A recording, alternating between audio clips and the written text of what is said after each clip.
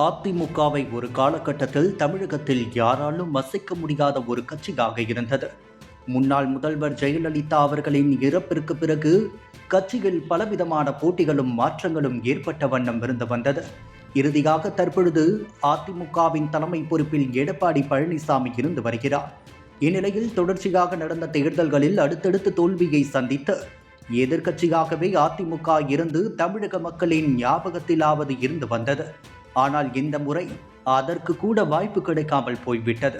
கடந்த 2026ஆம் ஆண்டு சட்டமன்ற தேர்தலில் அதிமுக தமிழகத்தில் எதிர்க்கட்சியாக கூட இல்லாத அளவிற்கு பெரும் பின்னடைவை சந்தித்து தோல்வியடைந்தது. இதுவரை வரலாற்றிலேயே முதன்முறையாக அதிமுக பெரும் பின்னடைவை சந்தித்துள்ளது. என்னதான் ஒரு தேர்தலில் தோற்றாலும் எதிர்க்கட்சியாக இருந்து அடுத்த தேர்தலிலேயே வெற்றி பெற்று பதவியை தக்க வைத்துக் கொள்ளும் அளவில் அதிமுக முன்பெல்லாம் இருந்து வந்தது.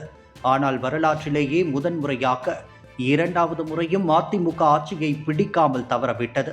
குறிப்பாக புரட்சி தலைவி ஜெயலலிதா அம்மா இறப்பிற்கு பிறகு தலைமை பொறுப்பிற்கு வந்த எடப்பாடி பழனிசாமி பதவியில் அமர்ந்த பிறகு தோல்வி என்பது தொடர்ச்சியாக நடந்து வருகிறது.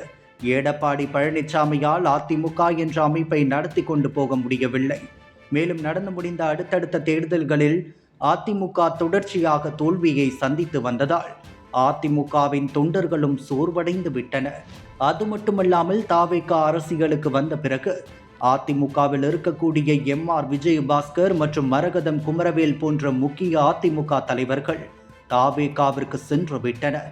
அது மட்டுமில்லாமல் எஸ்.பி. வேலுமணி மற்றும் சண்முகம் ஆகியோர் அதிமுக தலைமைக்கு பல விஷயங்களை அறிவுறுத்திய பிறகும் கூட அவர்கள் எந்தவித நடவடிக்கையும் மேற்கொள்ளாமல் உள்ளனர். இப்படியே சென்று கொண்டிருந்தால் அதிமுக எந்த நிலைக்கு செல்லும் என்பதே தெரியாத அளவிற்கு உள்ளதாகவும், எதிர்காலத்தில் மீண்டும் அதிமுக ஆட்சிக்கு வருமா என்ற சந்தேகத்திலேயே தற்பொழுது வரை அதிமுக தொண்டர்களின் மனநிலை இருப்பதாக தகவல்கள் கசிகின்றன.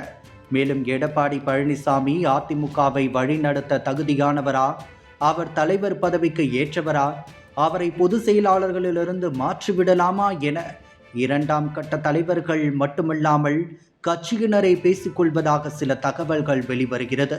இந்நிலையில் அதிமுகவின் அடுத்த கட்ட நடவடிக்கை என்னவாக இருக்கும் என்ற எதிர்பார்ப்பு அரசியல் வட்டாரத்தில் தொடர்ச்சியாக இருந்து வருகிறது.